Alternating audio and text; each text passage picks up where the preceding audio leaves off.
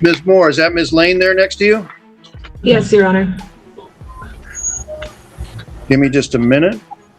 I think we had a late arriving competency evaluation.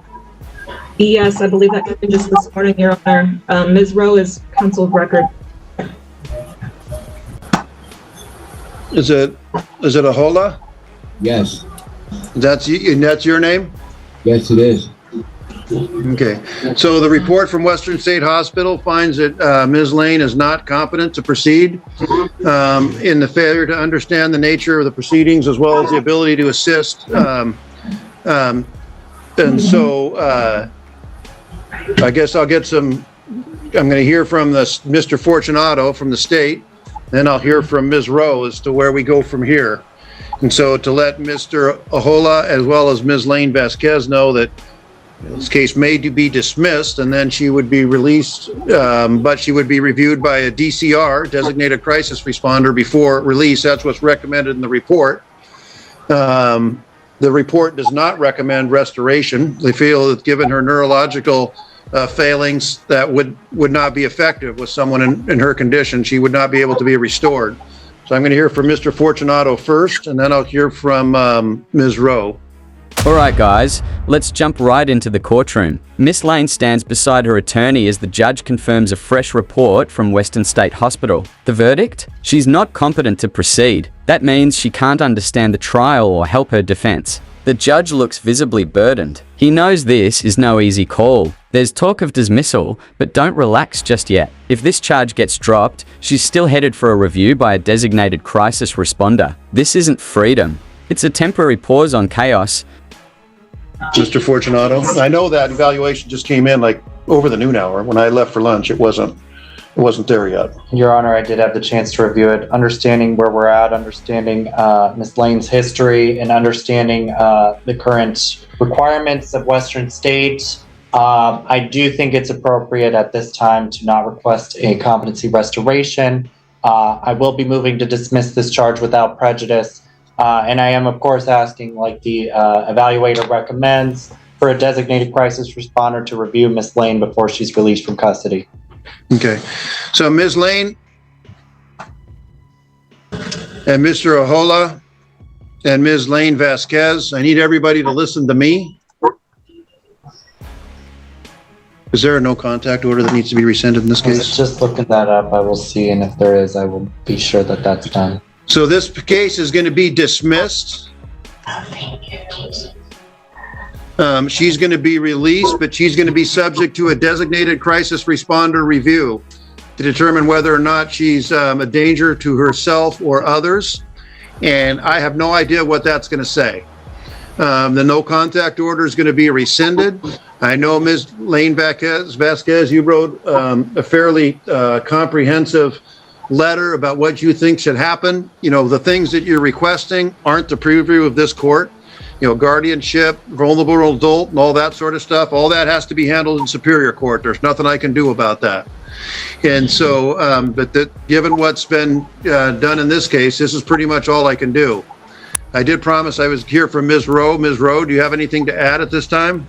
Things get real. Prosecutor Fortunato steps up, calm but blunt. He agrees no restoration is possible. He's moving to dismiss charges without prejudice. That means this case could come back. But for now, she walks. There's no dramatic gavel slam, just a procedural nod to the DCR review. The judge confirms she'll be released but evaluated to see if she's a danger to herself or others. This is no victory. It's a ticking time bomb in the hands of a strained system. I do not, Your Honor.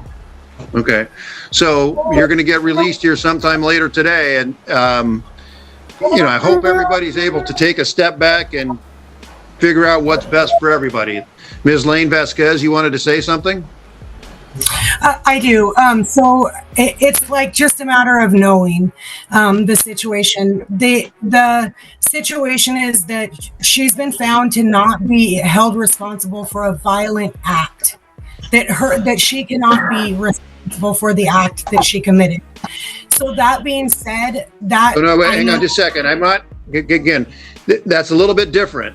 Actually, the actual finding is she's not competent to stand trial. That's Okay. different from like being found not guilty by reason of insanity or not responsible. That's a different thing.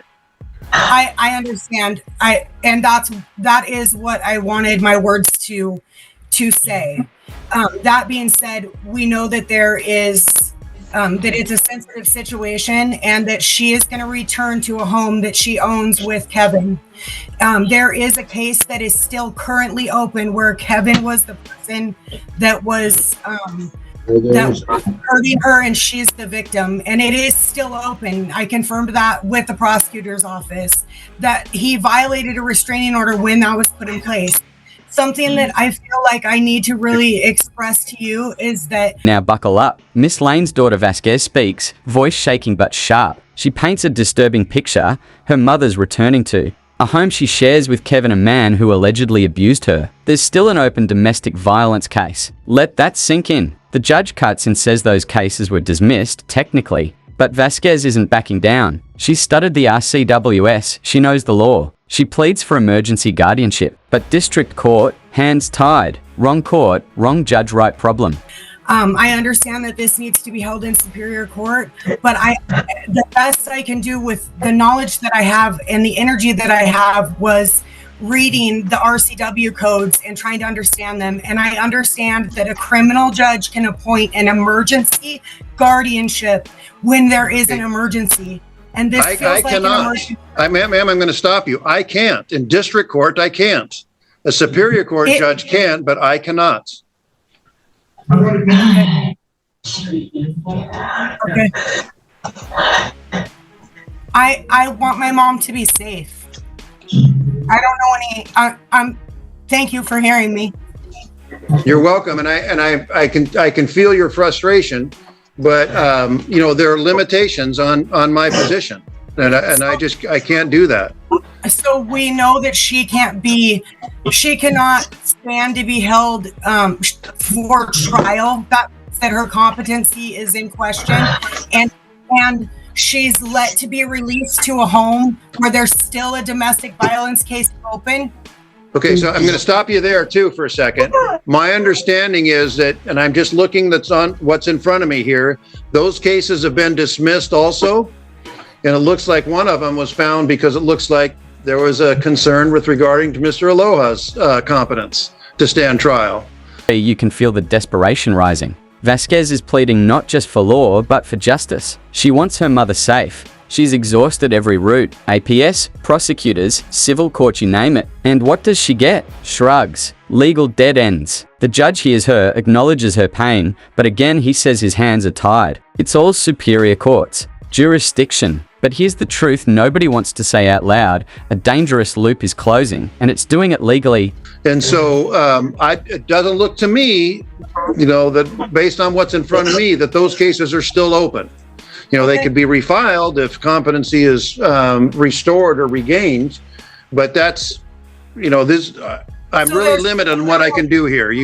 I hope you understand that. I do, sir. And both of these people have been found to not be competent to be held accountable or to be held for trial. Both of these people. And both of these people go back and forth abusing each other. And both of these people are usually there's records of it in the jail, in the hospital. And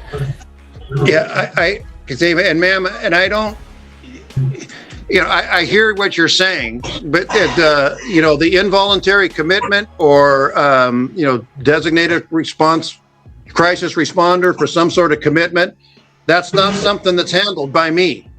And those are all Superior Court hearings and proceedings and all that sort of stuff. And so she's going to get reviewed by a designated crisis responder here this afternoon, and then they'll make a determination as to where she goes from here, whether or not she goes to a different, she gets committed or involuntarily committed or something like that.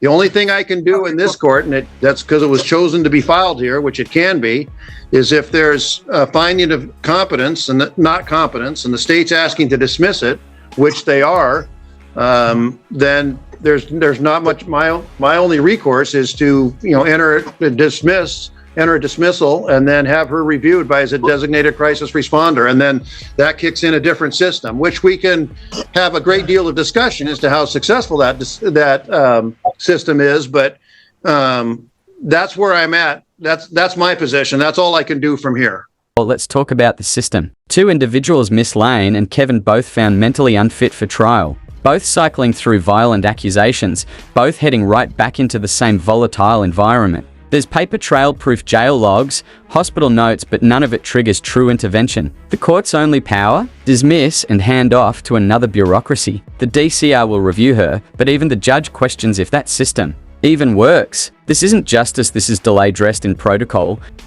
Well, and sir, my only position is to report it to the authorities that have the power to do it. You sat in a seat that holds power. So I've reported it to APS. I've reported it to the crisis people. But I have reported it to every agency I can. I understand. I do. Thank you for hearing me. Okay. Good luck, ma'am. I do understand. I do hear you. And I understand your frustration and pain. But and again, from where I sit in this court, I really can't do that. That has to be done in Superior Court. I understand. He's telling her that she And that'll conclude the hearing here for today. But I can't go home today. Can you tell him to come and pick me up so I have a way home? Because I don't even know where I am. Okay, so ma'am, Ms. Moore, you need to mute up. Judge, did you hear that?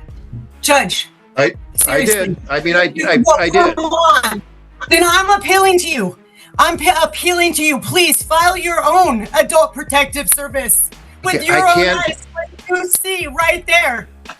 Ma'am, You ma'am, file everybody in the court or on YouTube that sees it. File a complaint with Washington Adult Protective Services. This is ridiculous. This is ridiculous. okay, ma'am, Shoot, I'm sorry. I'm not. I just can't. Your Honor, I've done what I can do, and she'll be reviewed by a DCR, and that's all I can do. And Mr. Langston, you can leave, and that'll be it here for today. can I come pick her up? I'm not going to answer that. I'm not going to engage you in a conversation. Thank you, Your Honor. And just when you think it's over, it's not. Vasquez breaks down, pleading with the courtroom and the YouTube audience watching live. She begs for anyone to file an Adult Protective Services report. You see it, she says. This is ridiculous. The judge offers sympathy but no solutions. Her final words echo in silence. I want my mum to be safe, and with that, the court adjourns. But this isn't closure, it's just a door slammed shut on a family that's already falling apart.